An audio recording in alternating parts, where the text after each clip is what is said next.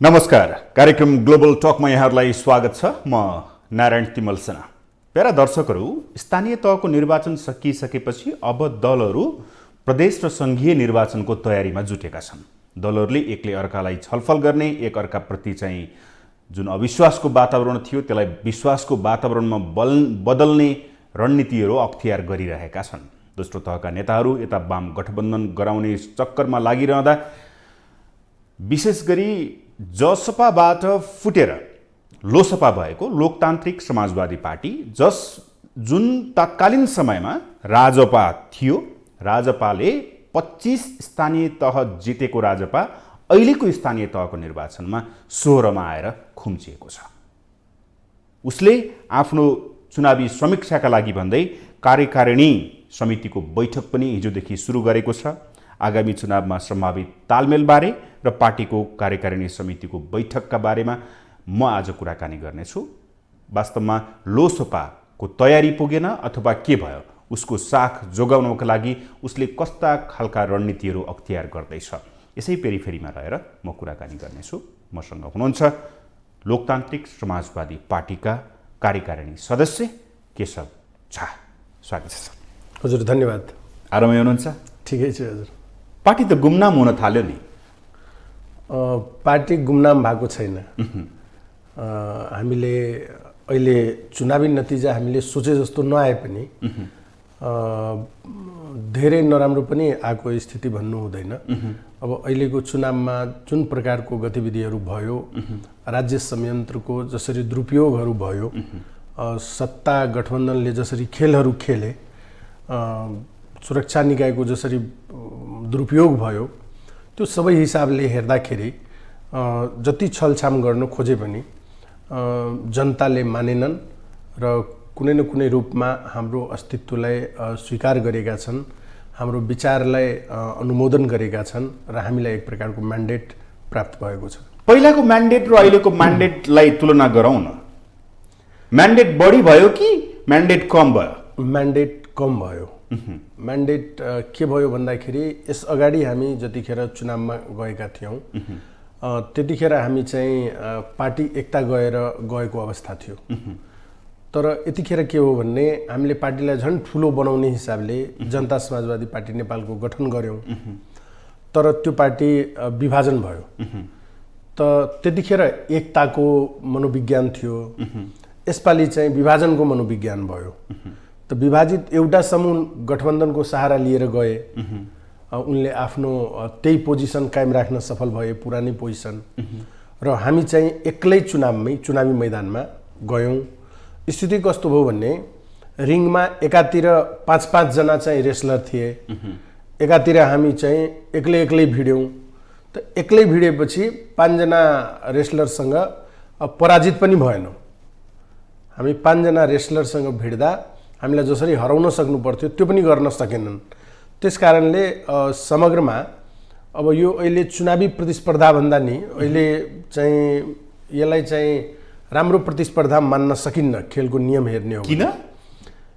अब एकातिर 5-5 जना पार्टी मिलेर आउने, 5वटा पार्टी मिलेर आउने, एकातिर एक्लै भिड्नु पर्ने, यो त विचार र सिद्धान्तको त एकदमै खिलाफ हो नि त एक प्रकारले। त्यहाँ चाहिँ कुन विचारधारासँग हामी लड्यौँ भन्दाखेरि त्यहाँ वाम विचारधारा पनि छ, त्यहाँ लोकतान्त्रिक विचारधारा पनि छ। त्यो बडा विचारहीन चाहिँ त्यो एउटा गठबन्धन हो। तर यो परिणाम आउँदै गर्दाखेरि केशवजी, जसपा नफुटेको भए हामी राम्रो पोजिसनमा हुने रहेछौँ, गलत गरियो भन्ने चाहिँ अलिकति मनमा लाग्दैन? अब यस्तो छ कि जस्तै नहुने कुराको लागि धेरै चिन्तन गर्नुको पनि मतलब हुँदैन, पहिलो कुरा। दोस्रो कुरा के हो भने, यसो नभएको भए हुन्थ्यो भन्ने त लाग्छ, किनकि धेरै मेहनत गरेर हामीले पार्टी बनाएका थियौँ र हामीले फोडेर निस्केको पनि होइन, हामीलाई निकालिएको हो। यहाँलाई यदि स्मरण छ भने निर्वाचन कार्य आयोगमा त्यो प्रक्रियामा छिरेर बहुमत अल्पमत गरेर आधिकारिकता लिएर बाँकी हामीलाई साइड गरेर कारबाही गरेर अनि हामीसँग भएका नेता कार्यकर्ता, हामीप्रति सहानुभूति राख्ने जनताहरूको विश्वासलाई कायम राख्नलाई बाध्यतावश हामीले आफूलाई चाहिँ एउटा प्लेटफर्म क्रिएट गरेको हो। हामी आफै आफ्नो स्वेच्छाले विभाजन गरेर निस्केको होइन। हामीले त आफ्नो स्वेच्छाले एकता गरेका थियौँ त। तर कस्तो भयो भने तात्कालीन त्यतिखेरका सङ्घीय समाजवादी पार्टी जो फुट्दै थियो, त्यो फुटिरहेको अवस्थामा हामीले चाहिँ जोगाइदिएको हो। त्यो विभाजनलाई रोकिदियौँ, उल्टै हामीले एकता गरेर सबैलाई एक ढिक्का बनाउने प्रयत्न गऱ्यौँ। तर पार्टीभित्र एउटा यस्तो अवस्थाको सिर्जना भयो जतिखेर हामीलाई चाहिँ सिधै कारबाही गरेर निकाल्ने काम भएपछि मात्रै चाहिँ सबैलाई जोगाउन हामीले यो अवस्था सिर्जना भएको हो। पार्टी अन्तिममा आएर पुनर्गठन गर्नु पर्यो र पार्टी पुनर्गठन गरेर नेतृत्व जुन दिनुभएको थियो, नेतृत्वले खेलेको भूमिका र अहिलेको परिणामलाई तुलनात्मक रूपमा चाहिँ विश्लेषण गर्दा पार्टी सफल भयो कि असफल भएको छ? असफलै त भन्न मिल्दैन। यसको विभिन्न डाइमेन्सनहरू हुन्छ विश्लेषणको। अब राजनीतिमा कस्तो हुन्छ भनेपछि जस्तै अब हामीले अब्जेक्टिभ क्वेसनहरू टिक्लाउँथ्यौँ नि, यस नो क्वेसनहरू, कि कुनै कुरा गर्दाखेरि यसमा टिक्लाउने कि नोमा टिक्लाउने, त्यो यस नोमा मात्रै टिक्लाएर राजनीतिक विश्लेषण सम्भव छैन। त्यसकारण स्थिति के भयो भने अहिले पछिल्लो समय यो सफलता असफलता भन्दा पनि पाठ सिक्ने कुरा हो र राजनीतिमा हरेक घटनाक्रम भनेको एक प्रकारको प्रयोग भइरहेको हुन्छ। त्यो प्रयोग चाहिँ पूर्णतः सफल अथवा पूर्णतः असफल भन्ने कुरा हुन्छ। हामी चाहिँ पूर्णतः चाहिँ सफल हुन सकेनौँ, पूर्णतः असफल पनि भएका होइनौँ, पूर्णतः असफल पनि भएका छैनौँ। तर पूर्णतः सफल नहुनु भनेको पनि एक प्रकारको कहीँ न कहीँ त्रुटि त रह्यो होला भन्ने विश्लेषणको विषय हो, जुन हामी अहिले समीक्षाको निम्ति बैठक पनि डाकेका छौँ। ओके, यो बैठकमा के भएको छ? अब बैठकमा हिजो यिनै विषयहरूलाई लिएर वास्तवमा अहिले जुन स्थानीय तहको जुन निर्वाचन भयो, यसमा हामीले जुन सोचका साथ चुनावमा भाग लिएका थियौँ, कहाँनिर त्रुटि भयो त? आखिर किन हामी असफल भयौँ? हामीले त कुनै पनि काम लाग्दाखेरि त्यसको परिणामपछि चाहिँ आफूलाई विश्लेषण गरेर यदि कहीँ कतै केही त्रुटि भएको छ भने त्यसलाई करेक्सन गरेर लानुपर्छ। अनि त्यसले के देखाउँछ भने एउटा जीवन्त पार्टीमा हुनुपर्ने कुरा पनि त्यो हो। त्यसकारणले अहिले हामी सबभन्दा पहिला स्थानीय तहको निर्वाचनमा आएको परिणामको समीक्षा गर्न बसेका छौँ। त्यहाँ विभिन्न प्रकारका विचारधाराहरू आइरहेको अवस्था छ। यो हामी किन चाहिँ यसरी यस्तो नतिजा ल्यायौँ भन्ने कुरामा त्यो कुराहरू अहिले प्रारम्भ भएको छ। अर्को हिजोको बैठकमा अब यहाँले भने जस्तै सुरुमै यहाँले भन्नुभयो कि अब यसपछि त प्रतिनिधि सभा र प्रदेश सभाको चुनाव छ। त्यसर्थ अब त्यो चुनावमा जाँदा अहिले त हामी इमोसनका साथ गयौँ। राजनीतिमा, खेलमा, लडाइँमा इमोसनले मात्रै काम त चल्दैन। यहाँ त पुरै ट्याक्टिक्स अपनाउनु पर्छ, कार्यनीति चाहिन्छ, त्यो पनि एउटा स्ट्राटेजीको पार्टवाला कार्यनीति चाहिन्छ। अनि त्यसमा चाहिँ हामी अबको चुनाव हुँदाखेरि कसरी जाने त? एक्लै भिड्ने अथवा कसैसँग गठबन्धन गरेर जाने, त्यो विषयमा पनि सबैलाई मत मागिएको छ कि आगामी चुनावमा के गर्ने। अर्को महत्त्वपूर्ण विषय पनि हिजो उठान भएको छ कि हामीले त यो सरकारलाई पनि समर्थन दिएको हो। हाम्रो माग मुद्दाहरू त अहिलेसम्म केही यो सरकारले समाधान गरेको अवस्था छैन। त्यसकारण अब के गर्ने त?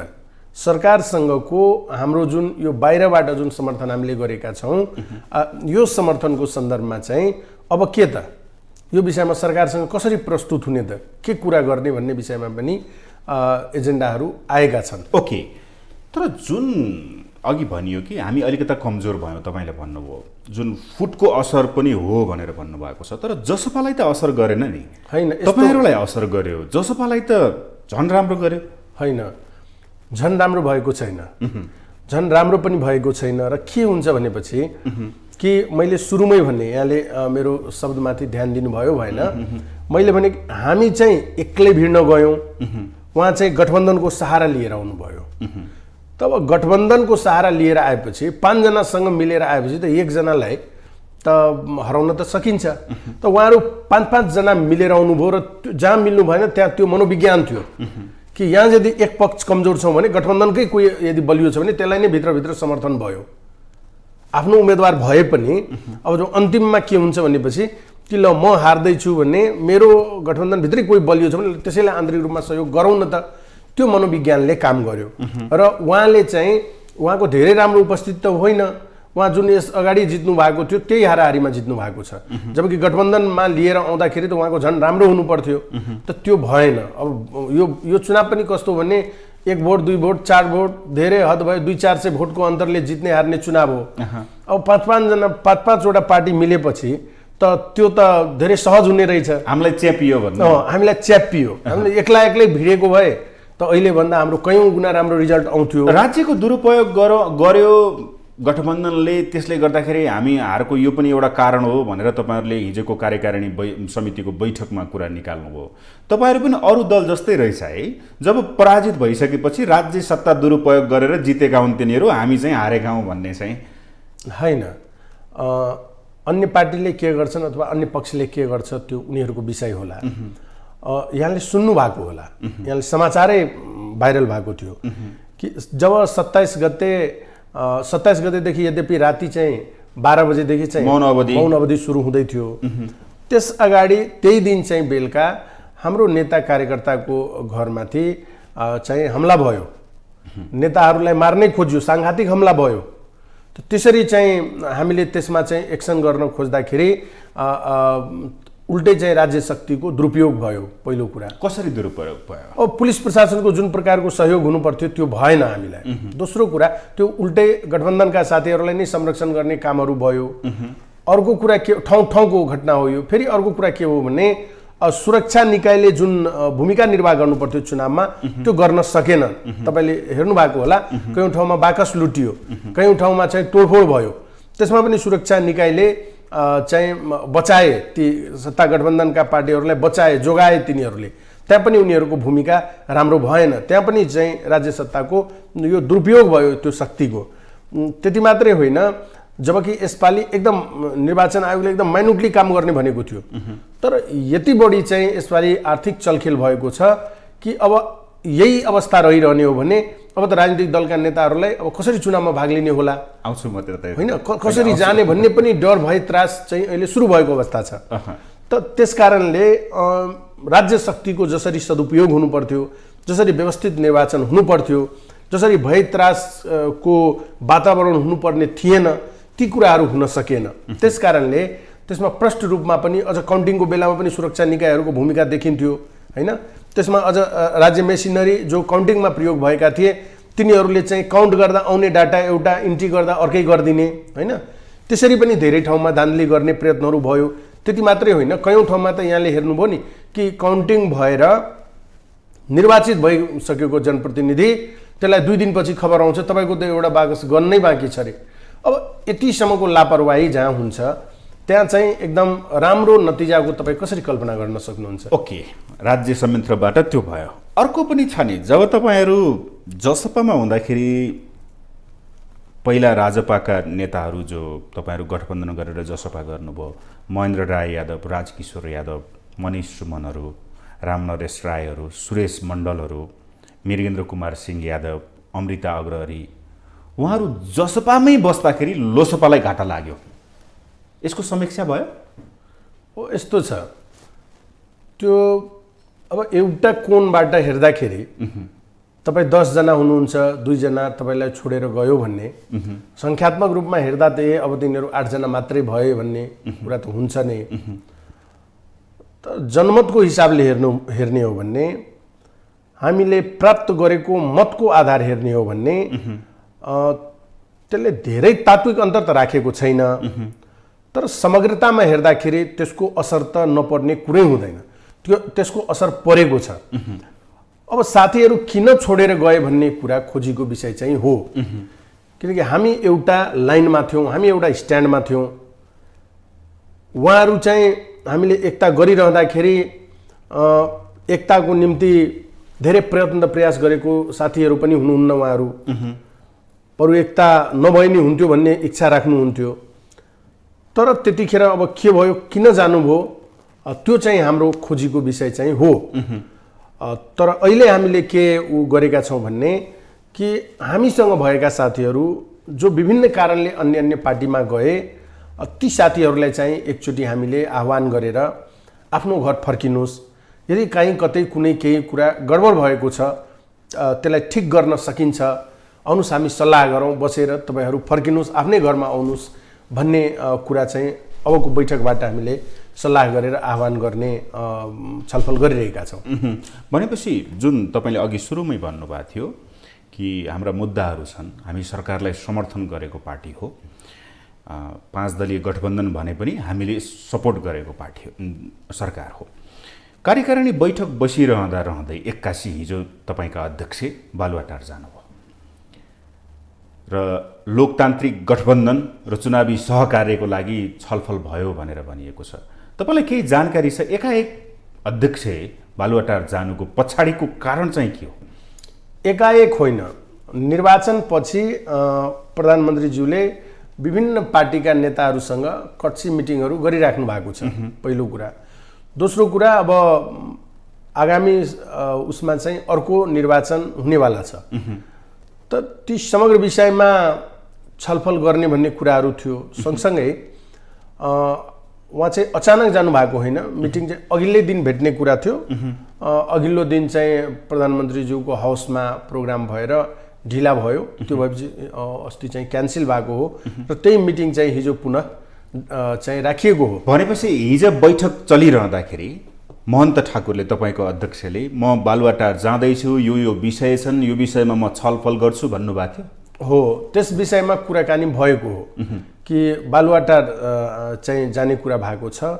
अब यसमा चाहिँ अब हाम्रो प्रस्तुति कुन रूपमा राख्ने, अब धेरै कुराहरू आएका छन् साथीभाइहरूबाट। अब हामी बैठकै बसिसकेपछि त्यहाँ कसरी चाहिँ प्रस्तुत हुने भन्ने विषयमा सल्लाहहरू भएको थियो। त्यसमा मुख्य रूपमा हाम्रो कुरा यही नै रह्यो कि हामीले कन्डिसनल सपोर्ट गरेको हो यो गभर्मेन्टलाई, हामी बाहिरैबाट समर्थन गरेको हो र हाम्रा माग मुद्दाहरू अझै पुरा भएका छैनन् र खास गरेर यो सरकार बनेदेखि हाम्रो कुनै माग मुद्दाहरूलाई अगाडि बढाइएको छैन। त्यस कारणले हाम्रा जति पनि माग मुद्दाहरू छन्, चाहे संविधान संशोधनका विषय हुन्, चाहे नागरिकता विधेयकको सन्दर्भमा कुरा होस्, अथवा चाहिँ मुद्दा फिर्ताका विषयमा कुरा होस्, ती सबै विषयमा सम्पूर्णतामा एकचोटि हाम्रो कुराहरू पनि राखौँ। चुनावमा जुन घटनाहरू भयो त्यो ठिक भएन, हाम्रो साथीहरूमाथि जुन साङ्घातिक हमलाहरू भएको छ त्यसमा पनि सरकारले एक्सन गर्नुपर्छ भन्ने कुराहरू पनि गरौँ हैन। यी समग्रमा चाहिँ, किनकि हामीले अहिलेसम्म यो सरकारलाई समर्थन गऱ्यौँ, समर्थनको कितामा छौँ, तर हाम्रा माग मुद्दाहरू पनि पुरा नहुने र हाम्रो समर्थन पनि रहिरहने यो अब सम्भव छैन। त्यसकारणले यो विषयमा चाहिँ सरकारको प्रष्ट धारणा हुनु आवश्यक छ र अहिले बैठक पनि चलिरहेको हुनाले यहाँले यी सबै विषयहरू त्यहाँ राख्नुहोला भन्ने कुराहरू भएको थियो र त्यसै अनुरूप उहाँले सबै कुराहरू राख्नु पनि भएको छ। भनेपछि के तपाईँहरू अब सरकारमा जान खोज्या हो? होइन, सहकार्य, सरकारसँग सहकार्य गर्न खोज्या हो? खोजेको होइन। यो 5 दलीय गठबन्धनको सरकार छ, त्यसमा तपाईँहरू बाहिरबाट सपोर्ट गर्नु भएको, अब तपाईँहरू सरकारमा जान खोज्या हो?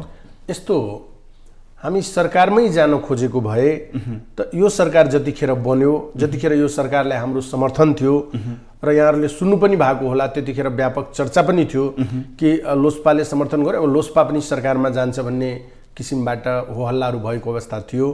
तर हामीले होइन, हामी यतिकै सरकारमा आउन सक्दैनौँ। समर्थन हाम्रो यस कारण छ कि हाम्रो माग मुद्दालाई पोजिटिभली हेर्नुहोस्, यसलाई पुरा गर्नुहोस् भन्ने कुरा भएको थियो र प्रधानमन्त्रीज्यू स्वयंले हाउसमा चाहिँ तपाईँहरूका माग मुद्दाहरू म अब सम्बोधन गर्छु यो सरकार बनेपछि भनेर उहाँले कमिटमेन्ट पनि गर्नुभएको थियो। त्यस आधारमा हामीले उहाँलाई भोट दिएको हो, तर आजको दिनसम्म केही माग मुद्दाहरू पुरा भएको छैन।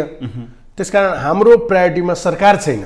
सरकारै प्रायोरिटीमा भएको भए त हामी सरकारमा उहिले गइसकेको हुन्थ्यो नि त, तर हामी गएका छैनौँ। सरकारमा नजाँदाको अहिले स्थानीय तहको निर्वाचनमा तपाईँहरू यदि सरकारमा गएको भए त स्थानीय तह पनि अलि धेरै आउँथ्यो कि त्यो पनि छ कि पार्टीभित्र?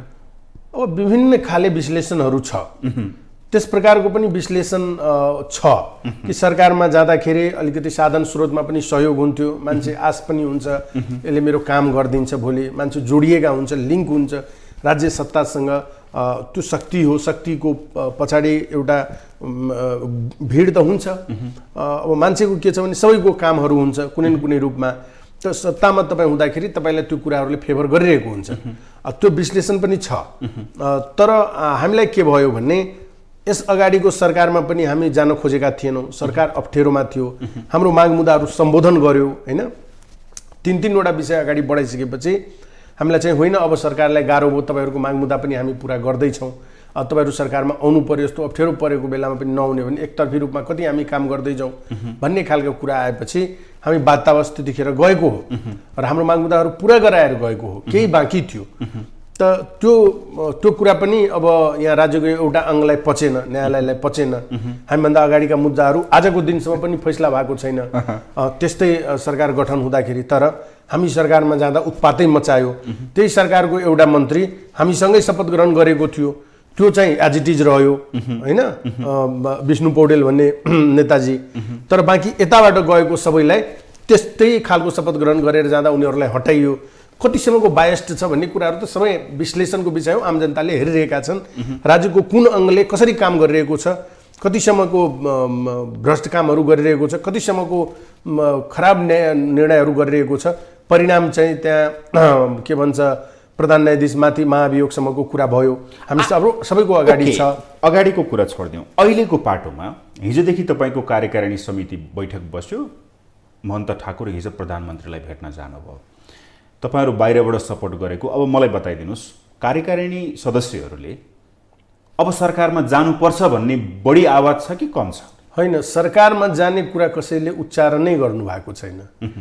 अहिले चाहिँ सबैले हाम्रो पोजिसन अब क्लियर हुनुपर्छ, किनकि हामी चाहिँ हाम्रो समर्थन त छ। हामीले एउटा नयाँ ट्रेन्ड नेपालको राजनीतिमा चलायौँ कि समर्थन पनि गरेका छौँ र बाहिर अपोजिसनको रोलमा छौँ। हाउसमा हाम्रो चेयर हेर्नुभयो भने हामी अपोजिसनमा बसेका छौँ, तर यो सरकारलाई हाम्रो समर्थन पनि गएको छ। त्यस कारणले अब यो यसरी हुँदैन, यसलाई मिलाएर जाउँ। हाम्रो समर्थन रहिरहन्छ। यदि हाम्रा सबै माग मुद्दाहरू सम्बोधन गर्ने कुरा भयो भने हाम्रो समर्थन रहन्छ। होइन, माग मुद्दा हुँदैन भने माग मुद्दा एउटा ठाउँमा छ, अपोजिसनमा बसिराख्नु भएको छ, सरकारलाई सपोर्ट गर्नुभएको छ। अपोजिसनमा बसेर चुनाव लड्दाखेरि परिणाम यो आयो होइन, सरकारमा बसेको जसपाको यो परिणाम आयो, त्यसमा समीक्षा छैन? अब यस्तो सरकारमा बसेरै चाहिँ त्यो नतिजा आएको होइन। अब तपाईँ शक्तिमा जानुभयो भने त्यसको फेरि अर्कै अर्थ पनि छ होइन। राजनीतिमा त राजनीति मात्रै, राजनीतिसँग त सत्ता त जोडिएको हुन्छ नि होइन। ठिक छ, सत्ता त अब अल्टिमेट गोल त त्यही नै हो। सबै राजनीति गर्ने जब एउटा राजनीतिक पार्टी दर्ता गरेर आइसकेपछि यो सोसियो पोलिटिकल अर्गनाइजेसन हो। यसको अल्टिमेट लक्ष्य भनेको त जाने शक्तिमै हो, सत्ता प्राप्त गर्ने नै हो अन्तिम लक्ष्य। तर अब के हुन्छ भनेपछि तपाईँ शक्तिमा हुँदाखेरि, सत्तामा जाँदाखेरि त्यसको एउटा नेगेटिभ पोइन्ट पनि छ। जो शक्तिमा बसेको हुन्छ उसँग आम जनताको धेरै बढी एक्सपेक्टेसन हुन्छ। हाम्रो मुलुकमा चाहिँ यति बढी असन्तुष्टि छ, तपाईँ जुनसुकै ठुलो पदमा गए पनि ती सबै असन्तुष्टिलाई सम्बोधन गर्न सक्नुहुन्न। र दुनियाँको यो सिद्धान्त हो, जो शक्तिमा हुन्छ उसका धेरै नेगेटिभ पोइन्टहरू भएको हुनाले त्यसको प्रति असन्तुष्टि सबभन्दा बढी हुन्छ। त त्यो असन्तुष्टिले पनि काम गरिरहेको हुन्छ। तर त्यो असन्तुष्टिलाई चेक एन्ड ब्यालेन्स केले गरिदियो भने 5 दलीय गठबन्धनले गरिदियो।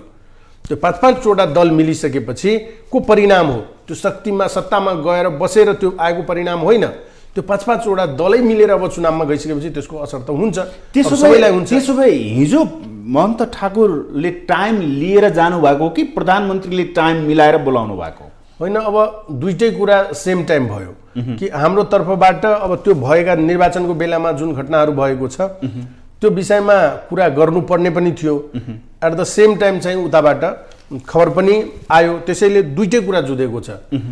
हाम्रो इच्छा पनि भेट्ने र उहाँले पनि कट्सी मिटिङहरू गरिराख्नु भएको। बोलाउनु भएको प्रधानमन्त्रीले कि तपाईँहरूले समय माग्नु भएको? त्यो विषयमा प्रस्ताव भइसकेको छैन। तर हाम्रो कुरा हुँदाखेरि हामीले हाम्रो साथीहरूले पनि पहिलादेखि भेट्नुपर्छ भन्नुभएको थियो। अचानक अब कुरा आयो कि होइन, प्रधानमन्त्रीज्यूले पनि भेट्न खोज्नु भएको छ भनेर संवाद आयो। त्यसकारण दुईटै मानौँ। तर अब यहाँनिर दुईटैलाई त मानौँ, विपक्षी नेकपा एमाले गठबन्धन तोड्न चाहन्छ, वाम एकता भनिरहेको छ, दोस्रो तहका नेताहरू छलफलमा बिजी छन् भन्ने, त्यो त राजनीतिक रूपमा तपाईँहरूले अध्ययन त गरिराख्नु भएको छ होला। र महन्त ठाकुर गएर लोकतान्त्रिक गठबन्धनको कुरा गर्नुको पछाडिको रहस्य के छ, कसरी बुझौँ यसलाई? लोकतान्त्रिक गठबन्धनको कुरा, एलायन्सकै कुरा गर्न उहाँ चाहिँ जानुभएको होइन। उहाँ यो गठबन्धन त्यो गठबन्धन बनाऊँ भनेर प्रधानमन्त्रीज्यू कहाँ जानुभएको होइन। प्रधानमन्त्रीज्यू कहाँ जानुभएको विषय मैले अघि नै भनिसकेँ, हाम्रा माग मुद्दाहरूको सम्बोधनको विषय हो। जुन चुनावको बेलामा भएको घटनाहरू छ त्यसको बारेमा उहाँलाई जानकारी गराउने हो। यो बाहेक चाहिँ अन्य विषयको बारेमा उहाँले केही कुराकानी गर्न अहिले आवश्यक ठान्नु भएको छ। बाहिर निस्केको टिका टिप्पणीमा छ कि विपक्षी गठबन्धन यो गठबन्धनलाई तोड्न चाहन्छ विपक्षी, तपाईहरू लोकतान्त्रिक गठबन्धनको कुरा गर्नुहुन्छ, तपाईहरू पनि यो गठबन्धन सकभर नहोस् आगामी निर्वाचनमा भन्ने पक्षमा हो? तपाईहरू त्यही रणनीतिमा अगाडि बढिराख्नु भएको छ?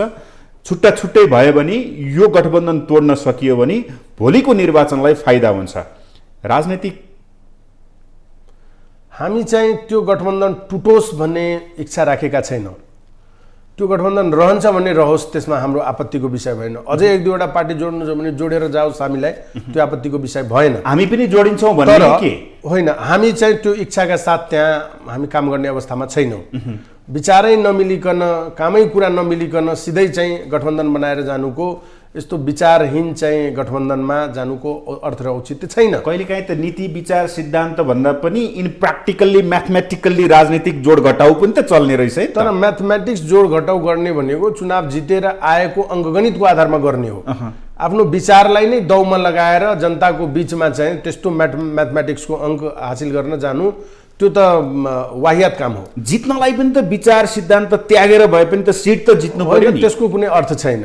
अब के फरक राख्छ? मानौँ तपाईँले विचार सिद्धान्तै त्यागेर 2-4-10वटा सिट बढी नै जितिहाल्नु हो भने त्यसले के तात्विक अन्तर? त्यसले त बार्गेनिङ पावर, सत्तामा जानलाई बार्गेनिङ पावर, आफ्नो काम बनाउनलाई बार्गेनिङ पावर। प्रधानमन्त्री नै भए रे के हुन्छ त? यो देशमा तपाईँ प्रधानमन्त्री नै बन्नु होला। हाम्रो देशमा त कति प्रधानमन्त्री भए? के देशको परिवर्तन भयो त? देशको कायापलट भयो त? आम जनताले के महसुस गर्न सक्यो त? राज्य पनि छ हाम्रो लागि। हामीले ट्याक्स बुझाउने बाहेक आम नागरिकले यो राज्यबाट के सुविधा पायो? देशबाट युवा जनशक्ति तपाईँको 40 लाखभन्दा बढी युवा जनशक्ति अहिले विदेशमा चाहिँ त्यो गर्मीमा मरुभूमिमा चाहिँ काम गरेर चाहिँ पसिना चुहाइरहेको अवस्था छ। तब दुर्भाग्य हेर्नुहोस् न, हाम्रो त्यसको रेमिटेन्सबाट हामी देश चलाउनु पर्ने। तपाईँहरूले यही कुरा गरेको कति वर्ष भयो? हामीले गर्ने मात्रै होइन, हामीले त गर्ने हो नि। हामीले आम जनताको भावना रिप्रेजेन्ट त गर्ने हो नि। सबैभन्दा धेरै तराईबाट युवाहरू विदेशिएका छन्। त्यो हाम्रो दोष हो? हामी राज्य हो? तपाईहरू राजनीति गर्नुहुन्छ, तपाईँहरू सेवा गर्नुहुन्छ होइन? तपाईँहरू सत्तामा पुग्नु भएन, पटक सत्तामा जानुभयो, युवाका लागि के गर्नुभयो? यो चुनावमा गरी खाने यो भजाउने भाँडो चाहिँ तपाईँहरूले किन गर्नुहुन्छ? युवाहरूलाई यतिका वर्षसम्म राजनीति गरेको यो प्रश्न अलिक तितो लाग्न सक्छ। लाग्दैन। आम जनताले बुझेको तपाईँहरूले कति वर्ष भयो राजनीति गर्न? त्यही भन्दैछु। युवाहरूलाई तपाईँहरूले कहाँनिर के दिनुभयो? तपाईँहरू कतिपटक सत्तामा जानुभयो? त्यो सत्तामा गएर युवाहरूलाई तपाईँहरूले के गर्नुभयो? अलिकति बताउनुहोस् त मलाई। म त्यही भन्दै थिएँ तपाईँलाई। तपाईँको क्वेसन जुन सामान्य तरिकाबाट आइरहेको छ, अब यसको हामी यतिकै प्रश्नको लागि प्रश्न नगरौँ। म त्यही भन्दैछु, एउटा राजनीतिक पार्टी, एउटा नागरिक, एउटा संस्थाले देश चलाउने होइन नि। देश त जुन पार्टी लिडिङ गरिरहेको छ, जो सत्तामा छ, उसले देश सञ्चालन गरिरहेको छ। नेतृत्वमा त हामी छैनौँ। भन्नलाई हामीले जब यस्ता कुराहरू गर्न थाल्छौँ, हामी माथि प्रश्न के आउँछ कि तपाईँहरू पनि त सत्तामा हुनुहुन्थ्यो। कुन सत्तामा थियो? एउटा मन्त्री हुनुले यो देशको केही परिवर्तन गर्न सक्छ? 1-2 4 तपाईँको मन्त्री बन्दैमा तपाईँले के गर्न सक्नुहुन्छ? राज्यको शासकीय स्वरूप तपाईँले बुझ्नु भएको छ कि राज्यको शासकीय स्वरूपमा हामी वेस्टमिनिस्टर मोडेलमा काम गरिरहेका छौँ। यहाँ चाहिँ प्रधानमन्त्री भनेको सर्वेसर्वा हुन्छ। कुनै पनि मन्त्रीले आफूलाई लागेको काम गर्न सक्दैन। त्यो क्याबिनेटबाट डिसिजन गराउनु पर्ने छ र क्याबिनेट एकल उसको हस्तक्षेपमा चल्छ प्रधानमन्त्रीको। यो वेस्टमिनिस्टर मोडेल हो। अब त हामीले के यो समीक्षा गर्ने बेला आएन र कि यो जुन शासकीय स्वरूप छ यसले केही गर्न सक्दैन? सिस्टमै तपाईँ गलत बनाएर राखेपछि परिणाम कहाँबाट राम्रो हुन्छ? तपाईँलाई जानुपर्ने छ के भन्छ महेन्द्रनगर धनगढीतिर, अनि तपाईँ चाहिँ त्यो झापाको गाडी चढेर पुग्नु होला त? हाम्रो जुन सिस्टमहरू छ अब त्यो माथि विचार गर्नुपर्ने बेला हो। यो भन्नलाई तपाईँले यो वेस्टमिनिस्टर मोडललाई डेमोक्रेटिक मोडल भन्नुहुन्छ। यो त आखिर त्यही ब्रिटिस मोडलको कपी होइन, त्यहाँ त मोनार्की छ। त तपाईँले कि त मोनार्कीलाई होइन यो एकदम डेमोक्रेटिक प्याटर्नमा गइरहेको छ भन्नु पर्यो। होइन भन्ने त क्याबिनेट चाहिँ एउटा व्यक्तिको इसारामा चल्ने भन्नलाई चाहिँ 25 जना मन्त्री अनि प्रधानमन्त्रीले जे चाहने त्यही हुने, त्यही एकात्मक शासन पद्धतिको निरन्तरता हुने। त्यहाँ माथि चाहिँ अब भन्नलाई यो छानेर आएको मोडालिटी तपाईँको डेमोक्रेटिक भए पनि शासन गर्ने विधि तपाईँको फेरि के छ त, एकदम पुरै केन्द्रीकृत त्यही एकात्मक शासन विधि छ, त्यही पुरै त्यो डिक्टेटरसिपवाला छ भनेपछि कहाँ पुग्नुहुन्छ तपाईँ? तपाईँको एउटा मन्त्री, एउटा सचिव, एउटा कुनै ठाउँमा तपाईँ भएर के गर्न सक्नुहुन्छ? त्यही भएर त स्थानीय तह, प्रदेश, सङ्घीय यो सब गलत ट्रेन्डमा बनेको छ नि। आजसम्म दुनियाँको सबभन्दा वेस्ट फेडरलिजमको मोडालिटीमा काम गरिरहेका छौँ। दुनियाँको विविधतायुक्त मुलुकलाई एक ढिक्कामा बाँध्ने सूत्र भनेकै फेडरलिजम हो, सबभन्दा सफल मोडालिटी हो शासन विधि गर्ने। तर फेडरलिजमलाई खिचडी बनाइएको छ। हामीले त्यतिखेर चाहिँ प्रदेशको कुराहरू गर्दाखेरि त्यो उसको के भन्छ राज्य पुनर्संरचना सम्बन्धी पहिलो संविधान सभामा एउटा मदन परियारको अध्यक्षतामा त्यो सुझाव आयोग पनि बन्यो। त्यसले पनि एउटा रिपोर्ट दियो 10+1 प्रदेश बनाउने। चलखेल सुरु भयो यहाँ कि त्यो कहाँ त्यो 10 वटा 11 वटा 12 वटा 14 वटा प्रदेश हुन्छ, माओवादीहरूले 14 वटा प्रदेश भनेको थियो, कहाँ त्यो हुन्छ भनेर त्यो प्रहार गर्नलाई 753 वटा सरकार बनाइदियो। त्यो 10 वटा 11 वटा बनाउन छोडेर, जसमा कि सबैको भावना सम्बोधन हुन्थ्यो, त्यो गर्न छोडेर, त्यसलाई अधिकार दिन छोडेर, त्यसलाई चाहिँ हस्तक्षेप गर्नलाई स्थानीय तह बनायो र पङ्गु बनाइदियो। दुनियाँमा तपाईँले कहीँ सुन्नु भएको छ लोकल बडी भनेको, लोकल युनिट भनेको डेभलपमेन्ट युनिट हो, त्यसमा चाहिँ कुनै पार्टी पोलिटिक्स हुनु हुँदैन। त्यो भनेको स्वतन्त्र व्यक्तिहरू लड्नु पर्थ्यो चुनाव, त्यसलाई चाहिँ पार्टीसँग जोडेर तपाईँले चाहिँ मजाक गर्नुभएको। अहिले त्यसकै परिणाम यो बालेन्सा होइन, त्यो भनेको दुईटा सङ्केत हो तपाईँको लागि। एउटा त राजनीतिक दलहरूको जुन एक प्रकारको हेजिमोनी छ, त्यसबाट जनता आजित छ भन्ने मेसेज दिन खोजेको हो। अर्को चाहिँ लोकल इलेक्सनमा चाहिँ यो पार्टी पोलिटिक्स हुँदैन, त्यो डेभलपमेन्ट युनिट हो, त्यसमा निर्दलीयताको हिसाबमा स्वतन्त्र व्यक्तिहरू चाहिँ उम्मेदवार हुनुपर्छ भन्ने मेसेज हो। र बालेन्सा जित्नु भनेको कुनै एक ठाउँमा एउटा पालिका जितेको मात्रै होइन, काठमाडौँ भनेको 77 वटै जिल्लाको भावना प्रतिबिम्बित गर्ने ठाउँ हो। यहाँ 77 वटै जिल्लाको नागरिक बस्छन्, त्यो सबैको भावना हो, त्यो इसारा पनि हो, सङ्केत पनि हो। यदि राजनीतिक दलहरूले आफ्नो पार्टीमा रूपान्तरण गरेर यदि युवाहरूलाई अवसर दिएर अगाडि बढायो भन्ने एक प्रकारको परिणाम औला। यो जुन सिस्टममा जुन यो इररहरू छ, जसलाई अहिले च्यालेन्ज गर्यो यसले कि यसरी लोकल बडीमा पार्टीले पार्टिसिपेसन गराउने हो, दुनियाँमा कहीँ पनि छैन यस्तो लोकतान्त्रिक मुलुकहरूमा, अनि यसलाई रोक्ने त्यो पनि एउटा थ्रेट हो। त भनेपछि सिस्टममाथि त इरर आयो त। अनि यो संविधान बनाउँदाखेरि तपाईँले चाहिँ हतार हतार गरेर खिचडी संहिता बनाएर सिस्टममा इरर आयो कि सिस्टमले यो खालको ब्युटी दियो होइन? यो तपाईँ स्वतन्त्र रूपमा जान सक्नुहुन्छ। तपाईँका मुद्दा यदि जनतालाई मन परेन भने जनताले तपाईँलाई पहिलाका मुद्दा लिएर तपाईँलाई अब भोट दिनेवाला छैनन्। जनता सचेत भइसके, यो पनि त एउटा पोजिटिभ मेसेज हो नि। अब हेर्नुहोस्, प्राकृतिक कुरा गर्नुपर्छ। खाना हामीले मुखले खाने हो नि। अब तपाईँ नाकले खान थाल्नुभयो भने त्यसको कुनै उपाय छ त? भन्न खोजे के सिस्टम बालेन शाह चाहिँ सिस्टमभन्दा बाहिरको हो? बालेन शाह सिस्टमभन्दा बाहिरको होइन, हामीले गरेको प्रक्रिया सबै सिस्टमभन्दा बाहिर थियो। उसले चाहिँ सिस्टममा आउनलाई हामीलाई सङ्केत गरिरहेको छ। त्यो भनेको सिस्टममा जानुहोस् है भनेर हामीलाई सिम्बोलाइज गरिरहेको छ। तपाईँले गलत तरिका अप्नाएर काम गरिराख्नु भएको थियो। कोही बुझ्ने जान्ने मान्छे आयो, बुझ्यो, र त्यसलाई चाहिँ बालेन शाह भनेको एकजना होइन, उसको जनमत हेर्नुहोस्, उसको पछाडिको सपोर्ट हेर्नुहोस्, आम नागरिकको चाहना हेर्नुहोस्। त्यो सबै हेर्दाखेरि हामी जुन गलत ट्रेन्डमा थियौँ त्यसलाई करेक्सन गर्न उसले चाहिँ हामीलाई एउटा डाइरेक्सन दिइरहेको छ। अझै पनि सचेत भएर त्यो डाइरेक्सनमा हिँड्नुभयो, सिस्टमहरूलाई करेक्ट गर्नुभयो भने एउटा परिणाम आउला, नभए त बर्बाद छ। तपाईँ भन्नुहोस्, म एउटा कुरा भन्दैछु, अहिलेको चुनावको तपाईँले सबै स्थिति बुझ्नु भएको छ। तपाईँहरू त एकदम लाइभ गरिराख्नु भएको थियो, ठाउँ ठाउँमा तपाईँहरूले क्यान्डिडेटहरूसँग कुरा गर्नुभयो, विभिन्न ठाउँमा आफ्नो परिचालन गर्नुभयो, चुनावको दिन पनि लाइभ गरिराख्नु भएको थियो, विभिन्न ठाउँहरूमा समस्याहरू हेर्नुभयो। अब भन्नुहोस्, चुनाव भनेको के एकदम पैसा बाँटेर, चुनावमा भोट किनेर, दारू मासु खुवाएर गरेको यो निर्वाचनबाट आएको परिणाम के सही परिणाम हो त? यो सही तरिका हो त? भनेपछि कस्तो निर्वाचन प्रणाली तपाईँले अपनाउनु भएको छ कि जसमा तपाईँलाई यसरी नराम्रा नचाहिने कुराहरू गरिराख्नु परेको छ? यस्तो छ कि यसमा दुईटा तर्क छ हामीले बुझेको। जस्तै निर्वाचनमा तपाईँ गाउँघरतिर जानुहुन्छ, तपाईँले मासु चिउरा सबै खुवाउनु भयो, खानेकुरा खुवाउनु भयो, तर सहरको राजनीति हेर्नुहोस् न, पैसा खर्च गरेको छैन, बालेनले पैसा खर्च गरेको छैन, हर्क साम्पाङले पैसा खर्च गरेको छैन, गोपाल हमालले पैसा खर्च गरेको छैन। तर राजनीतिक दलहरू कुनै अछुतो छैन जसले पैसा खर्च नगरेको होस्। किन पैसा खर्च गर्नु परेन? अब यहीँनिर सिस्टमको कुरा आयो। तपाईँले त्यो पार्टी सिस्टममा यो इलेक्टोरल सिस्टमलाई जसरी तपाईँले अगाडि बढाउनु भएको छ, पार्टी सिस्टम जसरी हाबी गराउनु भएको छ, तपाईँसँग एक्सपेक्टेसन मान्छेले बढायो। तपाईँ पैसा नखर्च गरिकन जित्ने स्थिति भएन। तपाईँले एउटा सहरको कुरा गर्नुभयो, अन्य सहरहरूमा तपाईँलाई थाहा छ वडामा कति खर्च भएको छ? एउटा वडा जित्नलाई कति खर्च भएको छ तपाईँले अनुमान गर्नुभएको छ? गर्नुभएको छ, तपाईँ बोल्न चाहनुहुन्न मिडियामा। एउटा वडामा 2 करोडसम्म खर्च भएको छ, एउटा वडामा। यो चाहिँ यो पद्धति अपनाएर यसरी चुनाव गरेर यसरी आएको परिणामलाई म ठुलो त सानो भनेर कोही यदि खुसी भइरहेका छन् भने आउने समयमा अर्को चुनाव आउँदैछ, तपाईँ तयारी अवस्थामा बस्नुहोस्। तपाईँको यसको परिणामहरू, यो बाई प्रोडक्टहरू हेर्नुहोस् न। अहिले तपाईँले चाहिँ यो करोडौँ रुपियाँ खर्च गरेर एउटा पालिका जित्ने, अनि भोलिदेखि तपाईँ के गर्नुहुन्छ? त्यो पैसा उठाउन लाग्नुहुन्न? ओके, अब जसपासँग टुक्रिएर लोसपा भयो, प्रदेश र सङ्घीय निर्वाचन आउँदैछ, प्रधानमन्त्रीसँग भेट पनि गरिसक्नु भएको छ, तपाईँहरूको बैठक पनि बसिरहेको छ। अबको यो रणनीति भनेको चाहिँ तपाईँहरूले साख जोगाउनलाई हो कि के हो? होइन, यस्तो छ, साख जोगिन्छ भन्ने छ कि गठबन्धनमै पर्छ भन्ने छ, चुनावी तालमेल गर्नुपर्ने छ भन्ने छ, के छ तपाईँहरूको भित्री मनासाय के छ भन्नुहोस् त? लोसपाको विभिन्न खाले विचारधाराहरू आइरहेको छ। एउटा त के हो भन्ने, यो देशमा जुन परिवर्तनहरू भनियो वास्तविक मायनेमा अहिलेसम्म परिवर्तन हुन सकेन।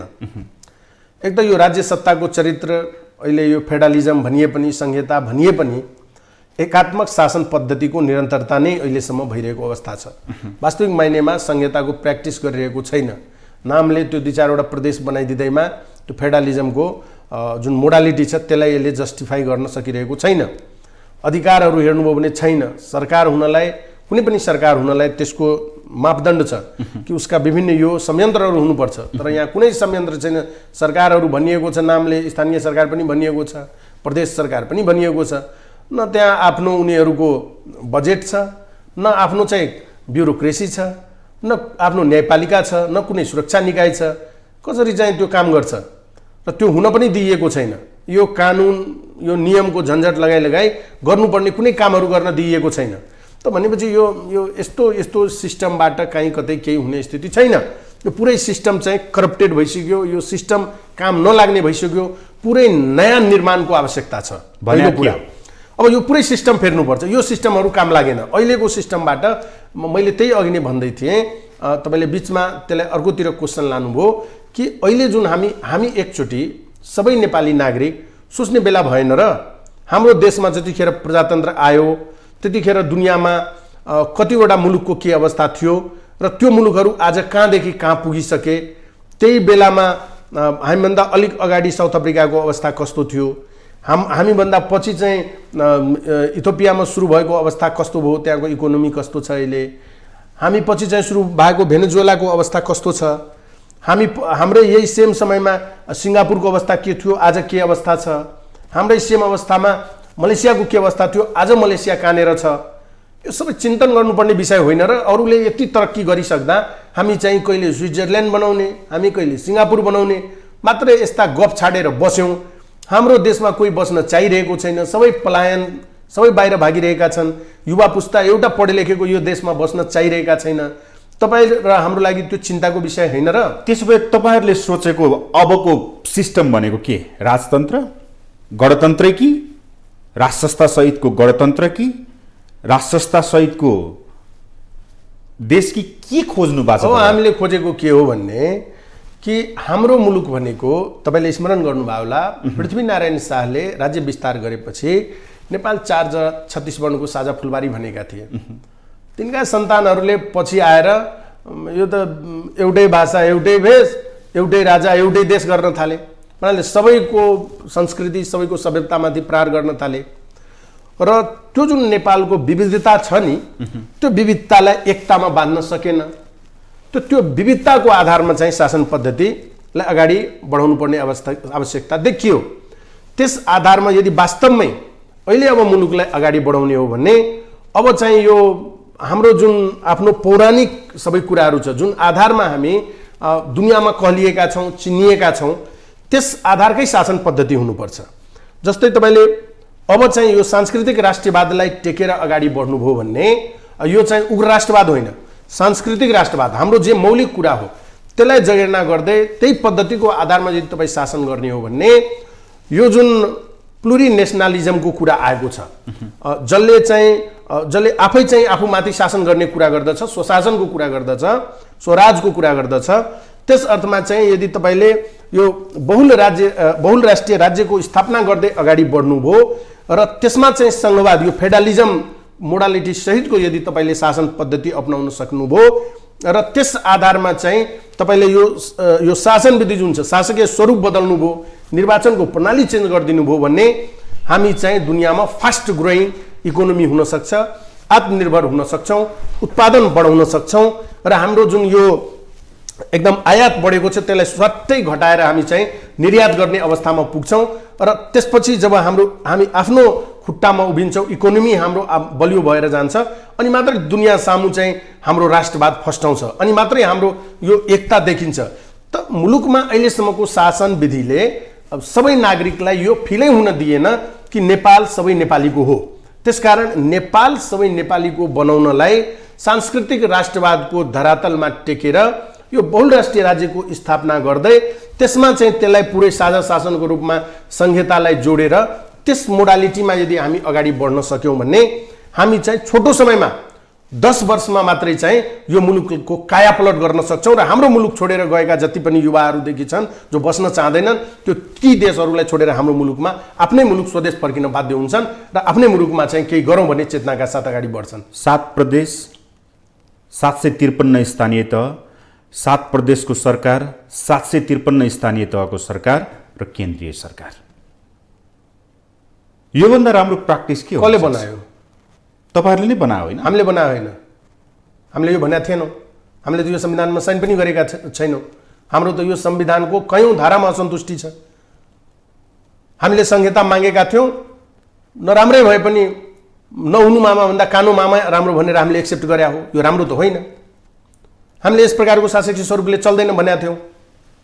अब लोकतन्त्रमा चाहिँ आवधिक निर्वाचन महत्त्वपूर्ण कुरा हो, त्यसकारण जुन प्याटर्न भए पनि कमसेकम आवधिक निर्वाचनको माध्यमबाट जनताको म्यान्डेट लिएर एउटा ठाउँमा बस्नुपर्छ भनेर आएको हो। यस्तो निर्वाचन प्याटर्नको हामीले कल्पना गरेका थिएनौँ। त के हुन्छ भनेपछि तपाईँले एकदम देशमा चाहिँ कुरा के बुझ्नु पर्यो भने यहाँ त्यति पहिला सुरुमा राणा शासन थियो, त्यसपछि राजतन्त्र आयो, पञ्चायत हुँदै यहाँसम्मको यात्रा तय गरेका छौँ। त राजालाई सघाउने, दरबारमा काम गर्ने त्यो जुन 2, 4, 10, 20 वटा घर परिवार थियो जो जङ्गबहादुरसँग युरोप भ्रमणमा गएका थिए,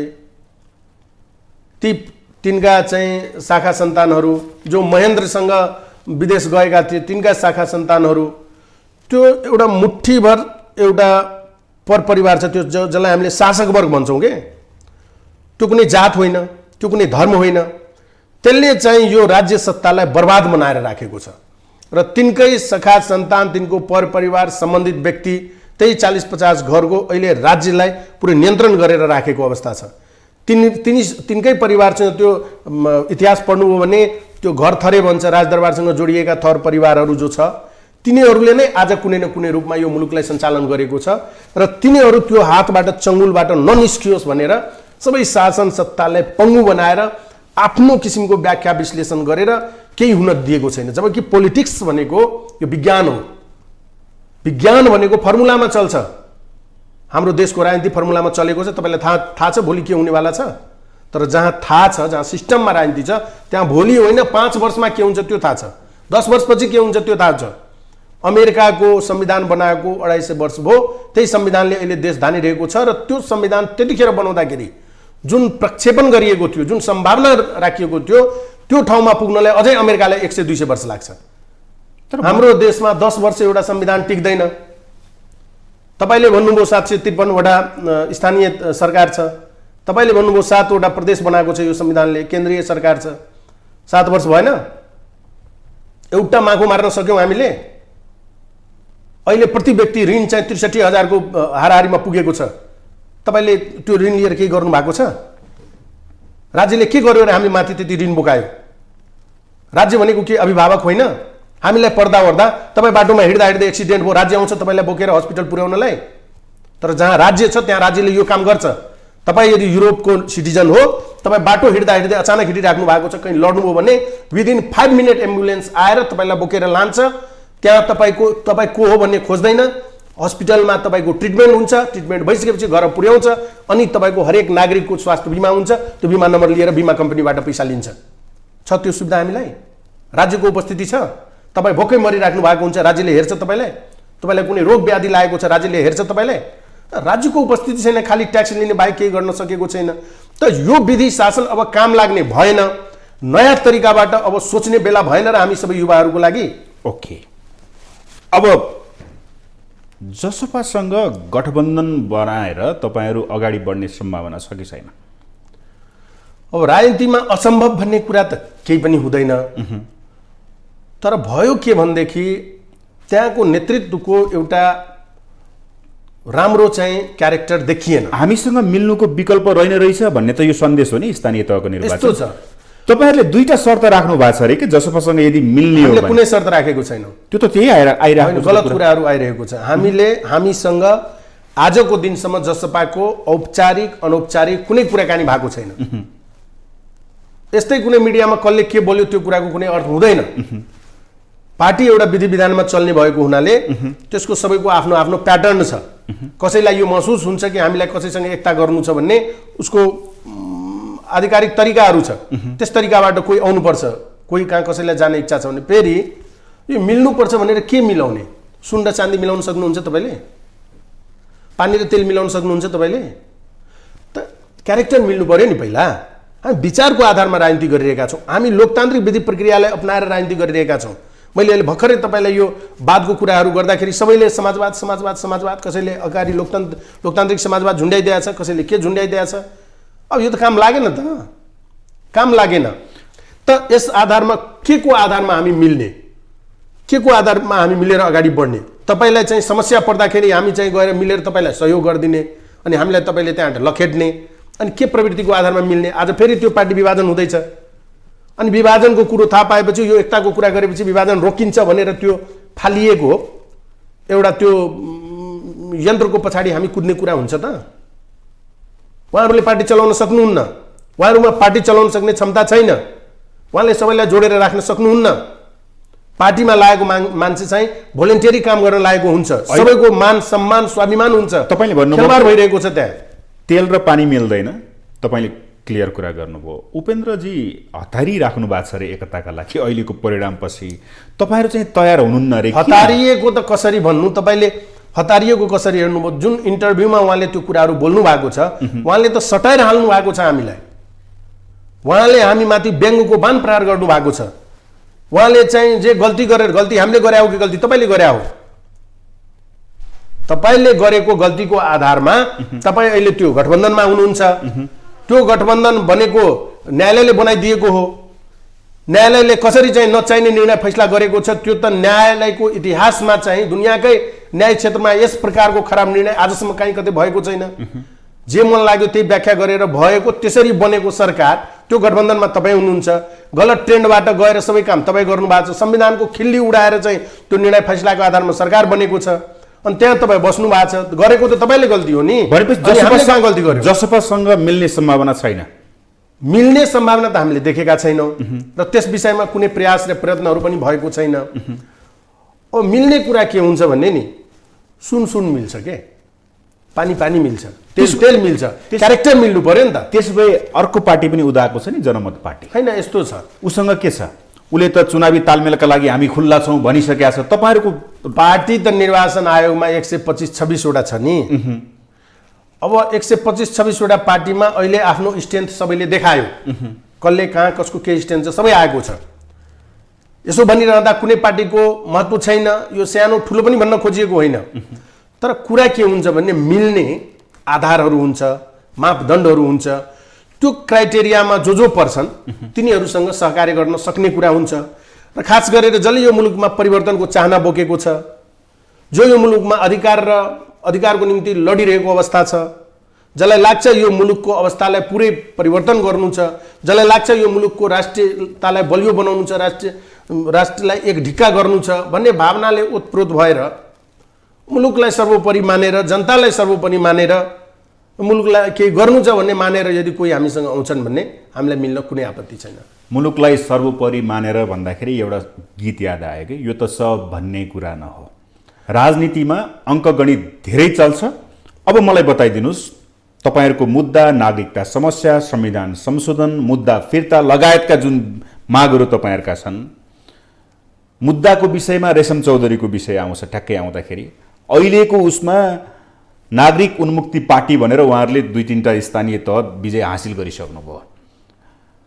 अब यो समग्रतामा हेर्दाखेरि विचार, सिद्धान्त, हरेक चिज तपाईँ जति भन्नुभएको छ त्यसले त काम गरेको छैन।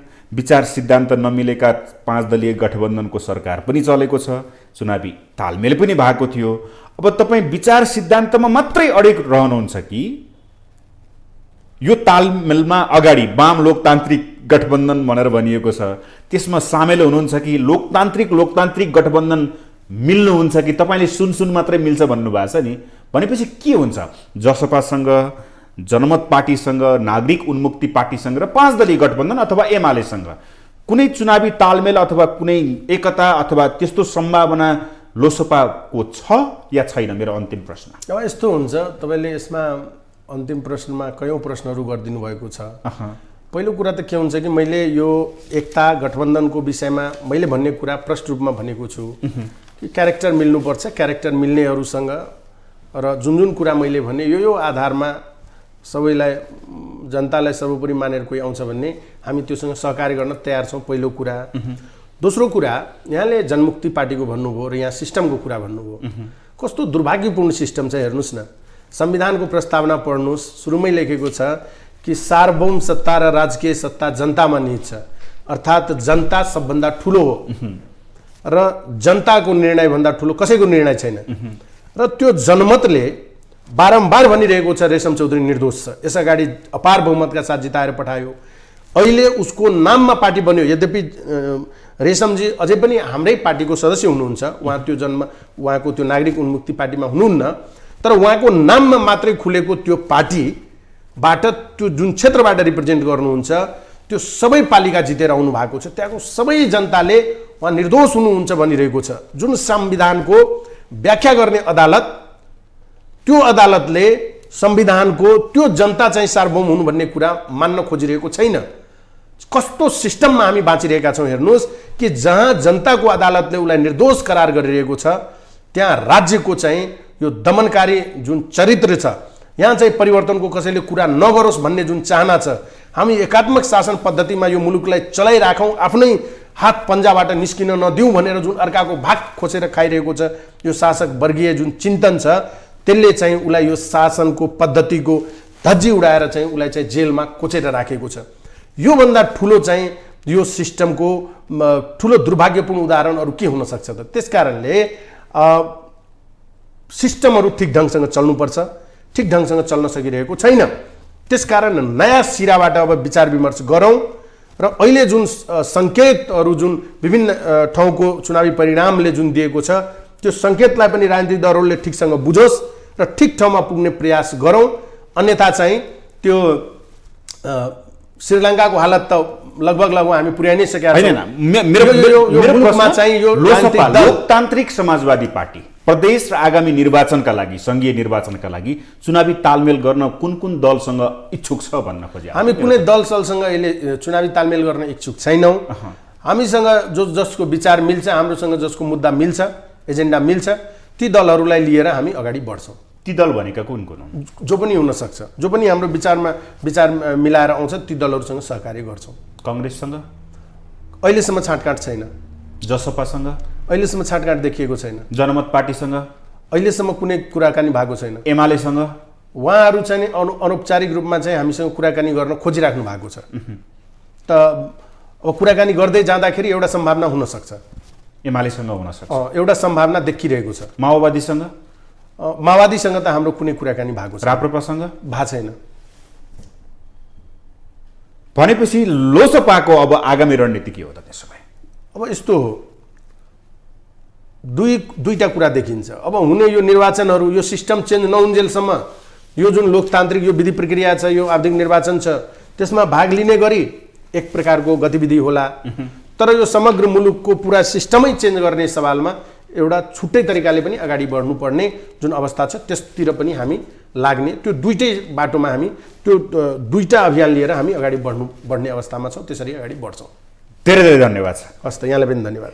उहाँ हुनुहुन्थ्यो लोकतान्त्रिक समाजवादी पार्टीका कार्यकारिणी सदस्य केशव झा। हवस् त, आजको लागि कार्यक्रम ग्लोबल टक यति नै। सम्पूर्ण टिमसहित मलाई पनि आज्ञा दिनुहोस्। नमस्ते।